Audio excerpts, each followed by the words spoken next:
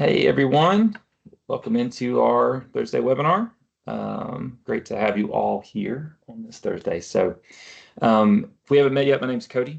I work with our integrations and implementation team. And I've got Remick. Hey, my name is Remick and I work with our customer service team. Yeah, great. So we are, as people are still kind of filtering in, I'll give you an overview of what we're doing today, and then I'll hand it off to our special guest. So we've been wanting to have a webinar on this for a little while. Really, the goal today is for us to talk about fraud protection and prevention.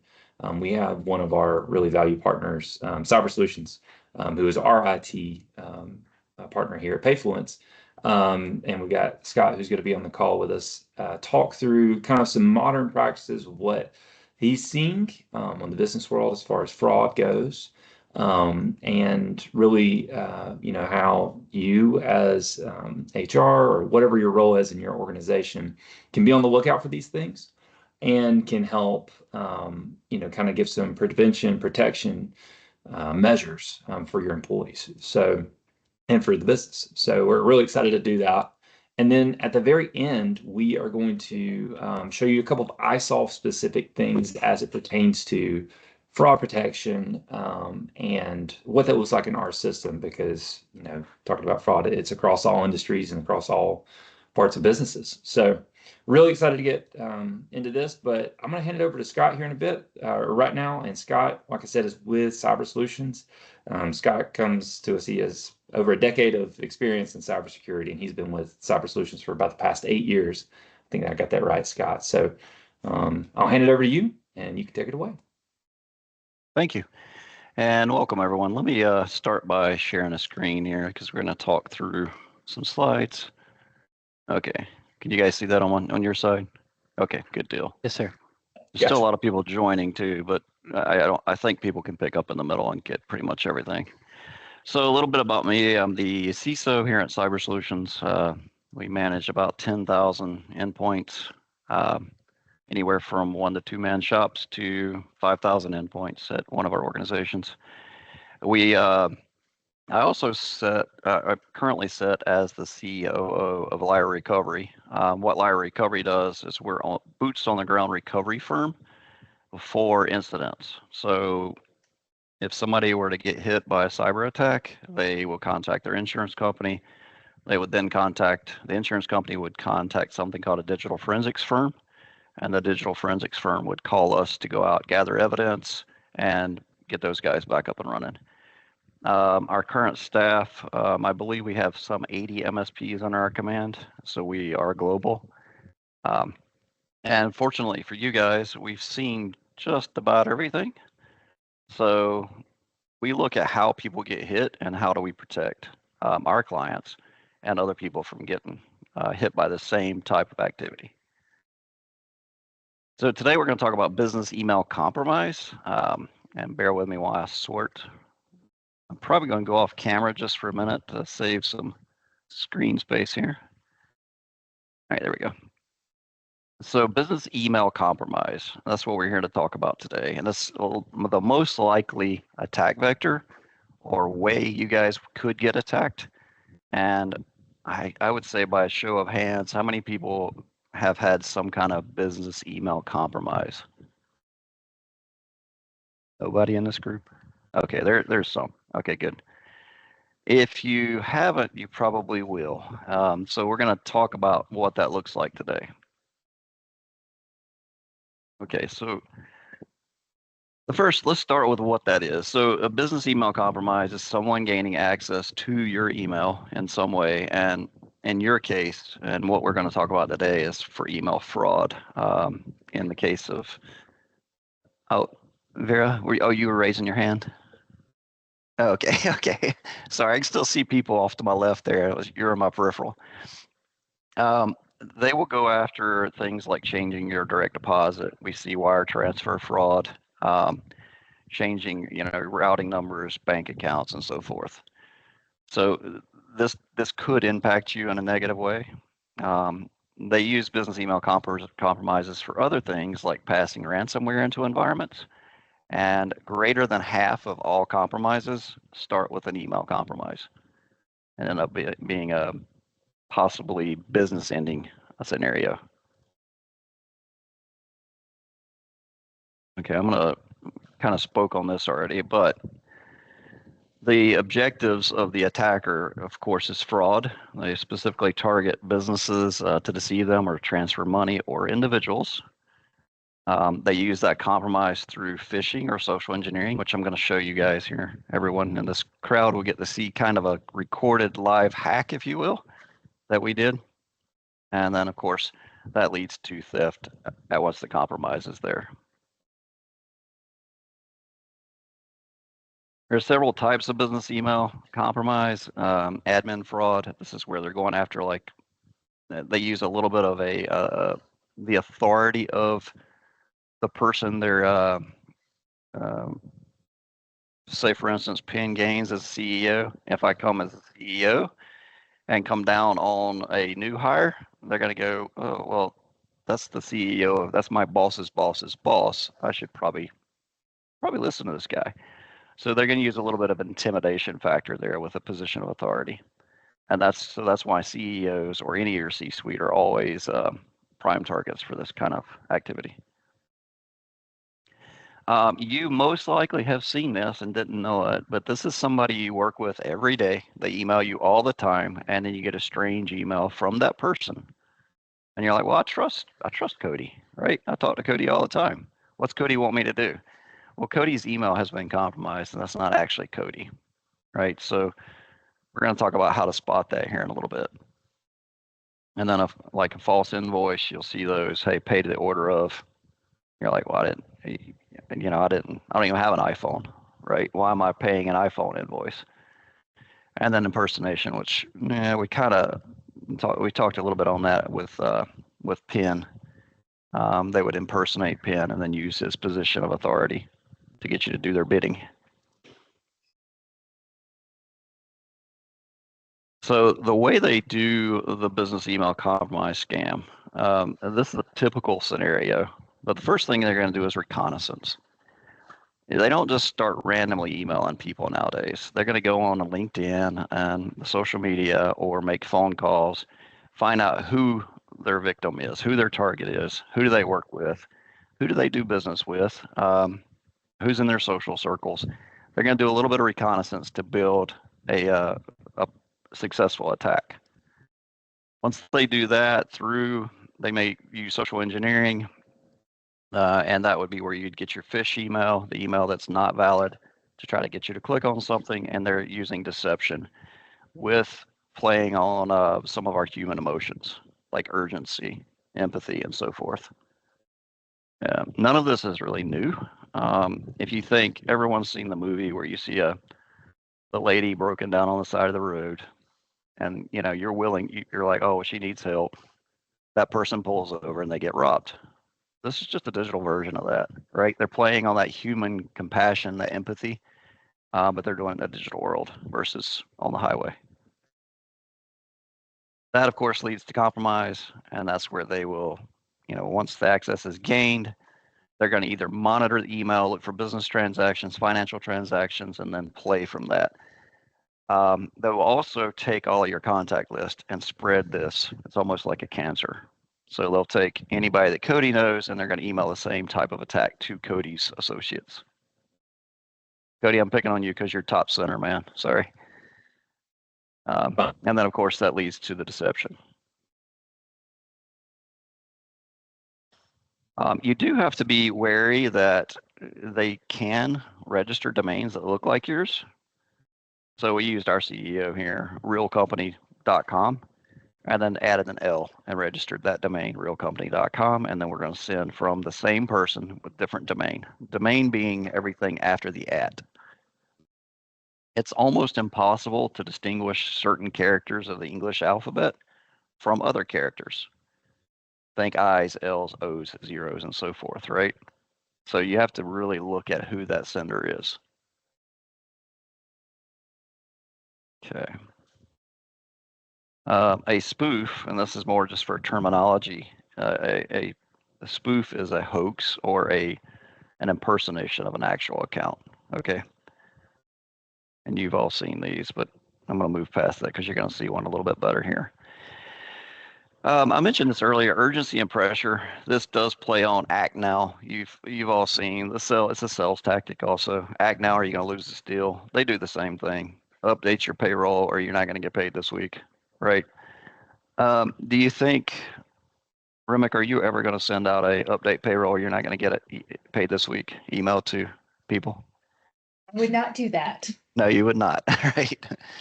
So some of this is common sense and looking for patterns. Anything that changes, um, anytime there's a change, it should automatically be a red flag. If somebody says, "Hey, I have a new account," or "My account's under audit," or "We're changing systems," or any of those things, Remick, what should they do? Go talk to the CEO and say, did you actually send me this email? Right. And you could also reach out to Remick. Should you do it in an email?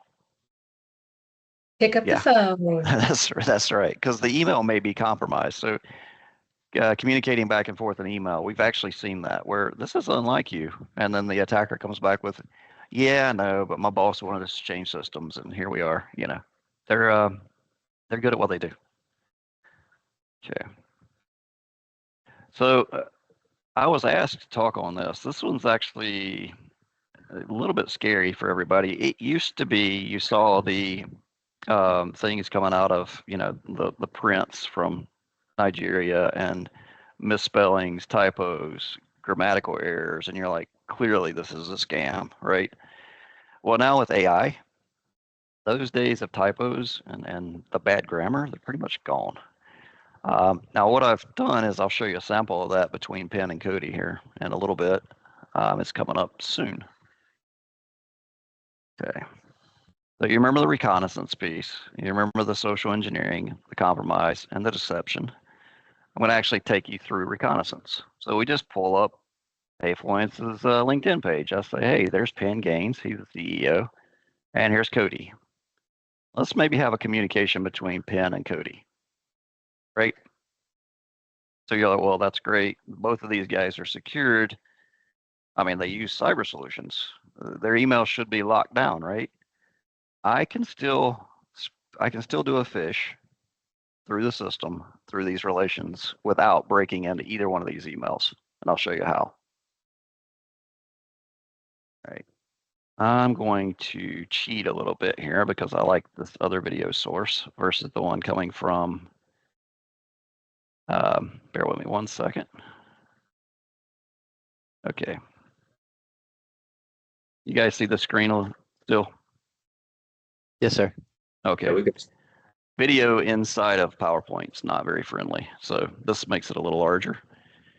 So I'm gonna let this play, and I'm gonna kind of do a talk through. It's a very short video, but what we're doing here is using something called Social Engineering Toolkit. It's available within Kali Linux. It's a free operating system, and they actually have a toolkit for social engineering. Again, if you guys want to play with this, there's YouTube videos that teach you how. So we're going to go for what's called an email-based attack. So I'm going to email a single user. And here we're just putting in a test. I'm not actually attacking Cody. Great. And I'm going to let this run through. I'm using a relay service, so it's not coming from Microsoft at all. And I can pose as anybody I want. So Cody, your email address could be right here where it says test, okay? I do have to be cautious of this. I would not ever attack Cody or Penn without their consent, or because I like my freedom. So, all right, there's the relay. I'm going to speed this up just a little bit. And there we go. So that's the prep work. It has been sent at this point. All right. And now I'm going to load what you would receive on your side. Okay. Zipping along. All right. So all right here. This is what you would receive on your side. So as an email, it looks legit. The recipient's going to click on the action item. In this case, they're viewing a message log. These are completely indistinguishable from an actual email. You can put this under a magnifying glass, you're not going to see any differences. This is where it changes. See the URL at the top. It's asking you to sign into Microsoft. It's going to take a second because it's going through authentication. Carrie Miller works at Cyber Solutions. Just open this. You notice the branding, no difference from the real deal. She's entering her password, signing in. She's doing SMS-based authentication.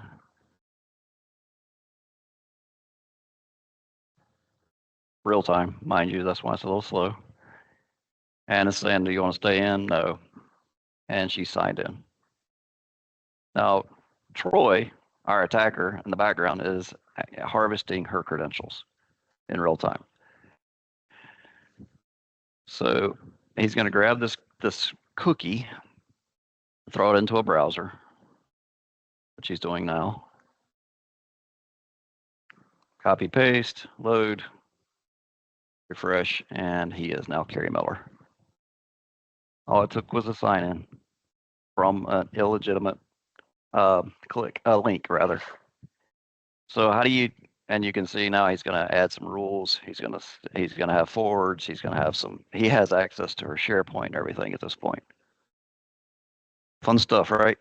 So we used this against a company that trades with Meta in a pen test. So we were authorized. And it took, I believe, less than 23 minutes for us to both have domain admin and 365 admin for that environment. So within 30 minutes, we could have encrypted the entire place. So that's from creation to send. And we had no inside information on the recipients or anything. All we had was a company name, LinkedIn, and away we went. So if that doesn't scare you a little bit, it should. I'm going to tell you how to defend against this here shortly. Okay. All right. Let me get the videos off.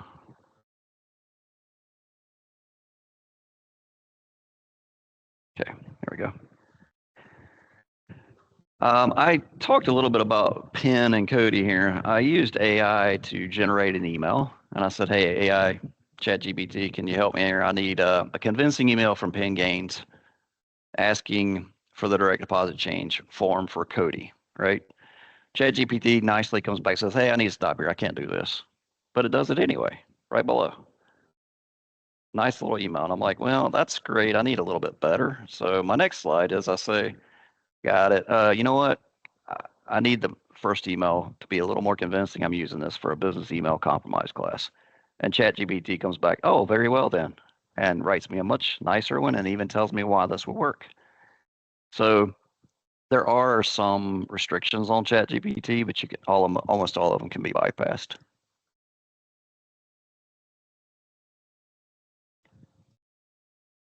Okay. The targets typically for this, we mentioned Penn as a CEO earlier, but also the finance department, which I believe most of you are with the finance department in some capacity. HR and C-suite, they have a lot of access. And then, of course, any vendors or suppliers to your organization. Okay, I'm going to, for the sake of time here, I'm going to skip a little bit of this and explain as we go. One of the biggest things you can do is going to be multi-factor authentication. Okay. So you don't want to use strong passwords. Don't use the same password that you use for everything else, because I don't know how many people have told me, oh, it's the same password I use for everything. Use a password that you don't use for anything else. Make sure it's a strong password. Make sure it's not your kid's name or your dog's name or your birthday or your anniversary. But don't rely exclusively or solely on strong password. You also need to have multi-factor authentication. And almost all of you are familiar with this. I know, Cody, you guys use SMS, right? For authentication? MS, Authenticator app, or a passkey. Yes. And passkey is the strongest of those three, right? Now, multi-factor authentication, what a factor is something you have, something you know, or something you are. Something you are, think biometrics, retinal scans, facial scans, thumbprint, whatever. That's something you are. Something you know would be a password, and something you had in your case would be that YubiKey or that token. It can also be the phone with your Authenticator app or the SMS message itself. Okay. And then the last thing you can do is educate. Everything I'm talking about today is part of the education piece of or strategy. So always educate yourself, educate your employees, and so forth. It's very important to do those things. In the event it does happen, first thing you want to do is take action. All right, you know something's not up. Somebody called you and said, "Hey, did you send this email?" You need to notify your stakeholders and all affected parties. Do not use the breach word ever. That is not a word that anybody in this room, unless you're an attorney, should ever use. You can say we've had a business compromise, email compromise, we believe. You're fine to say that. Do not use the breach word until you talk to legal. You're going to then go through the post event. You're going to go through analysis, restoration, and then response. After number one, you're pretty much going to want to reach out to your legal team, insurance, someone that's a little bit more versed in how to act.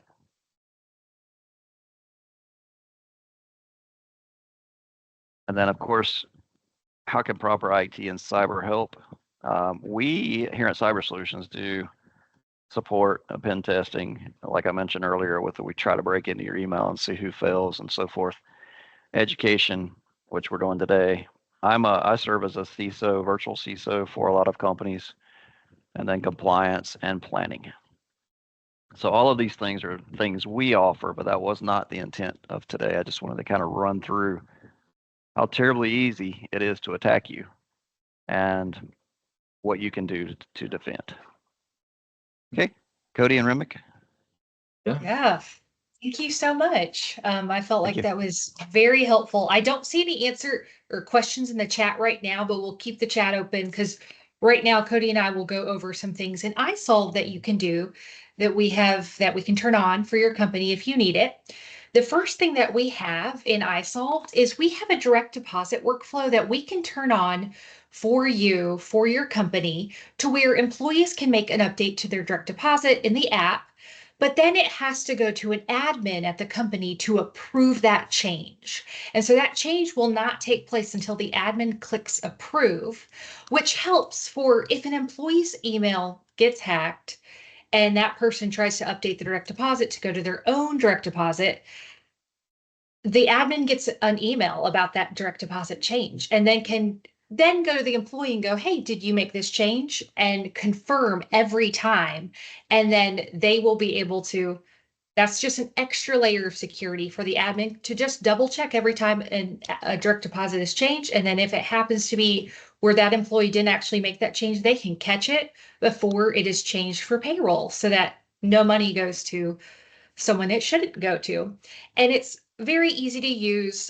If you are interested in using this, just reach out to your CSR. We'll turn it on for you. But all you have to do is you'll get an email letting you know that a change has been made and that you need to approve it. You'll go to pending workflow and then click on the change and then hit approve once you've talked to that employee. And all you have to do is hit process. And then once you hit process, that direct deposit is now live with that change. And so the direct deposit workflow is a great extra step of security for direct deposit changes. We also currently have all companies set to get text verifications for when you're logging in. But we have a thing that we can do where we can turn it on to even higher security to where we don't allow text verifications. We only allow Microsoft or Google Authenticator apps or the passkey. So currently everyone again is set to text verification, but we can turn it higher if your company would like that to be just the Authenticator apps and a passkey verification. And if you'd like that, just let us know. Email your CSR, they can turn that on for your company. Yeah. One more thing that we have that I know we probably mentioned in your trainings, but is this report that you can see when you go to process payroll. So every time you process payroll, all of you that are familiar with this process, you go to the screen and you are, maybe clicking on some different preview reports. And we always say, hey, these first two are the ones you really need to look at, but there's others here that may be helpful. One of them that can be very helpful is this new employee and change audit. The report looks something like this, and it'll show any updates that have happened across a lot of different fields, but specifically in regards to direct deposit, because Scott covered a lot of broad things as far as businesses across the board, what they see, direct deposit, and really a lot of human error in that is what, we and other payroll bureaus have seen. But where you can do some double checking where, hey, I see St. Bernard changed their direct deposit. Oh, yes, we talked about this, or I approved it. I expect to see that change. Any changes here that are unexpected, you can double check it before you process payroll. So there's definitely things that are there in iSolve that have been created for this purpose to try and protect, obviously, employees from any harm or anything like that. As Remick said, the different types of authentication that we can turn on for your company, please let us know about that. I will say internally, we do not do text. We do not do email verifications. We do passkey. We do we do the authenticator apps. Those are really our only options. And as we've said before, our partner in all this has been cyber. So we want to just throw this up. Like Scott said, if this is a need for your company, please, we'd love to recommend them. They've been great to work with. More than just security pieces, just across the board. So really thankful again, Scott, for the time. And as we said, if you have questions after the fact, reach out to your customer service person. And with that, we have one more piece. So we love to do this. Just give a little giveaway for anybody on the call. So we've got some names here written down for our attendees. Remick's going to pull a number at random, and we're going to give away a gift card to Poppington, Pop- which is the Popcorn. Popcorn place. I could my brain, but it's a popcorn place downtown Greenville, and it's fantastic. So we're going to give away a gift card there. And I just saw a question in the chat, and I'll answer that real quick. We will be sending out. We can send out this video recording, and then we can get Scott to email us those slides, and we can also send those out. Yes. So we'll send that out later, either tomorrow or next week to everybody. So you'll have that. Okay, giveaway time. Woo! I love popcorn, Remick. Me too. Okay, let's see. It is L35. Okay. Right there. All right. Our winner for today is Dennis Hughes. GP. Woo! Yes. Congratulations, Dennis. Let's Yeah. go. We'll Congrats, reach out to you Dennis. after the call. Woo, woo, woo. All right. Yeah. Thank you so much, everyone, for Thanks, attending. Thank you all. Talk Thanks, to you soon. Scott. Thanks, Thank guys. you. Y'all have a great day. You too.